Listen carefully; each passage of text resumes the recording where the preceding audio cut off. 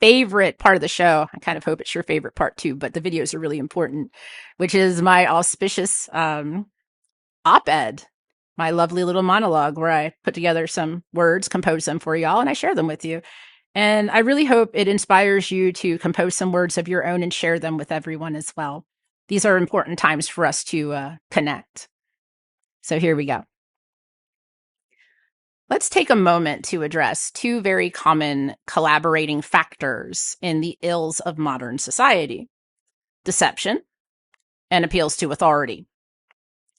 I have noticed that most people do not make poor choices in regards to how they treat themselves and each other because they just simply decided to do so randomly in like a vacuum. That's not a thing.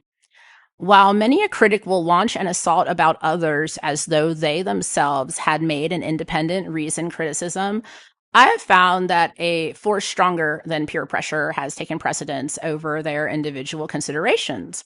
The overly neurotic, almost paranoid assumption of generalized peer pressure on a collective or global scale.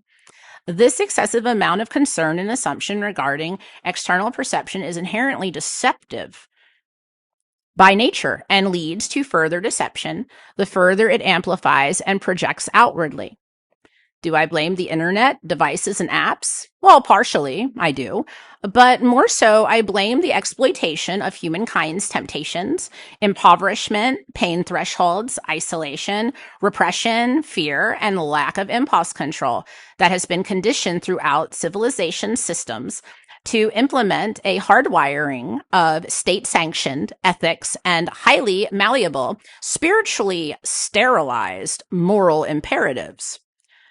This religion of the state has snuck in amiss under a secular veneer of policy and cultural refinement in a strange attempt at beating the angel or good Samaritan out of us because they would prefer to handle a docile, impotent, metaphysically, chemically, socially, and financially chained demon.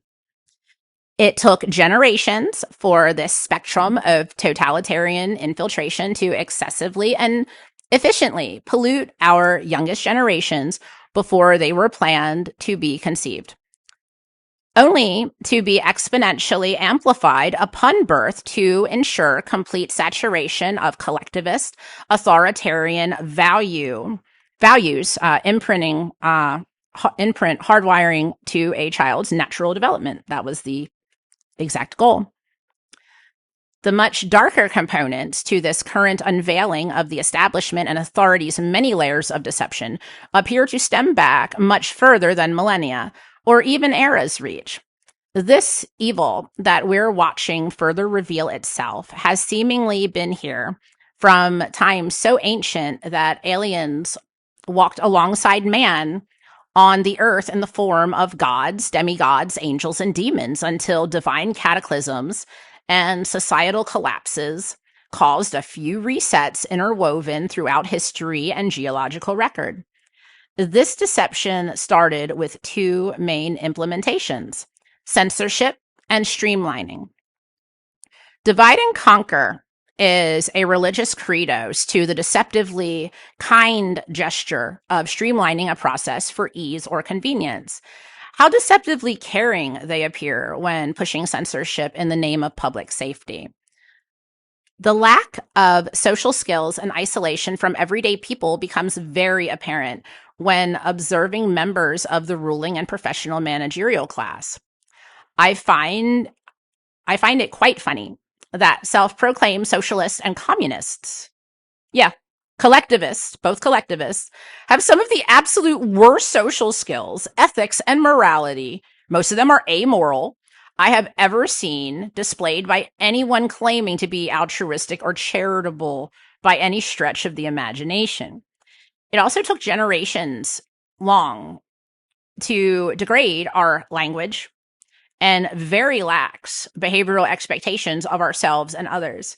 This too was entirely by design and implemented incrementally, just hoping no one noticed the precedent slowly being nudged into new standards that open the floodgates to doublespeak, that lured well, or right speak. You can call it right speak too. I call it double speak because the word they take the correct definition, they turn it into something it's not. um, but yeah, double speak lured so many innocents into the culture wars because they didn't understand what was being said to them. So let's do our best to be mindful now that we have analyzed a macro view of our current situation so that this abuse of language and behavior gets corrected with us from the inside out. The best healings always take place from the inside out.